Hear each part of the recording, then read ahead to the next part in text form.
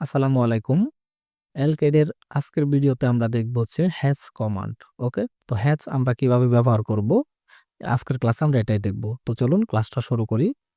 আমরা যদি এখান থেকে একটা রেক্টেঙ্গেল নিয়ে নিই, যেকোনো মাপের একটা রেক্টেঙ্গেল নিয়ে নিলাম। ওকে? তো এখন হচ্ছে আমরা কি করব? আমাদের যদি হ্যাশে চলে যাই, এখানে ক্লিক দিলে দেখব হ্যাশ আছে। তারপর হচ্ছে এখানে গ্রেডিয়েন্ট আছে, ঠিক আছে? এখানে বাউন্ডারি এগুলো আছে। তো এখান থেকে আমরা হ্যাশে ক্লিক দিব। দেওয়ার পরে আমাদের এই যে এরকম একটা ইন্টারফেস চলে আসবে।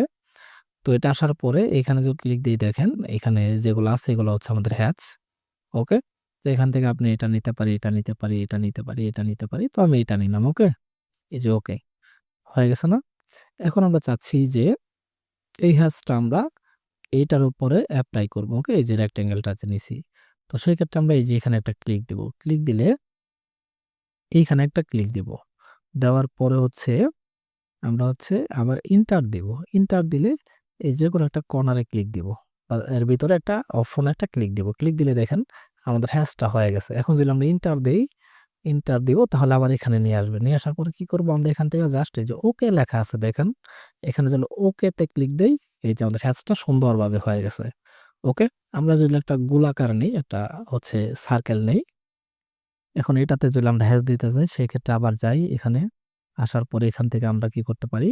হ্যাশটা যদি প্যাটার্নটা পরিবর্তন করে নিই আমরা একটু এরকম প্যাটার্ন দিয়ে দিলাম। ওকে? বা এরকম একটা প্যাটার্ন দিয়া দেই।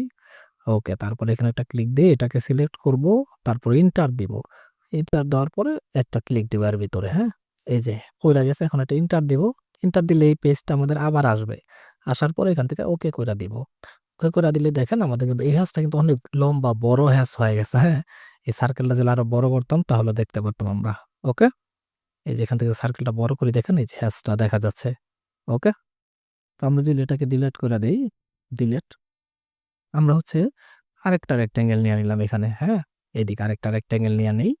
এখন আমরা আবার যাই হ্যাশে, এখান থেকে হচ্ছে গ্রেডিয়েন্ট দিব। এখন আমরা গ্রেডিয়েন্টে ক্লিক দিলে এই যে গ্রেডিয়েন্ট গুলো আছে। ওকে? তো এখান থেকে আমরা কালারটা চেঞ্জ করতে পারি চাইলে, এই যে লাল করে দিতে পারি। দেখেন লাল দিলে এই যে লাল হয়ে গেছে।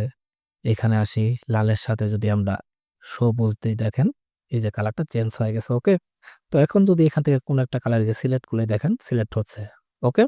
তো আমরা চাচ্ছি এটা আমরা নিব। এটা নেওয়ার জন্য এটাতে জাস্ট সিলেক্ট করার পরে এই যে এখানে একটা ক্লিক দিব। ক্লিক দেওয়ার পরে এটা ১ম এ সিলেক্ট করব।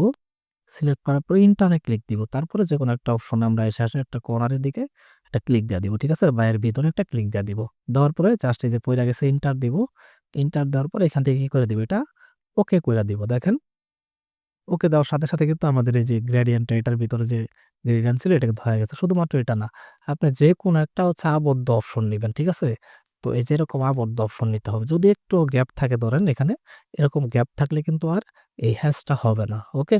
তো সেক্ষেত্রে অবশ্যই এটা মনে রাখবেন। তো আজকের ক্লাসটা এই পর্যন্তই। সবাই ভালো থাকবেন। আসসালামু আলাইকুম।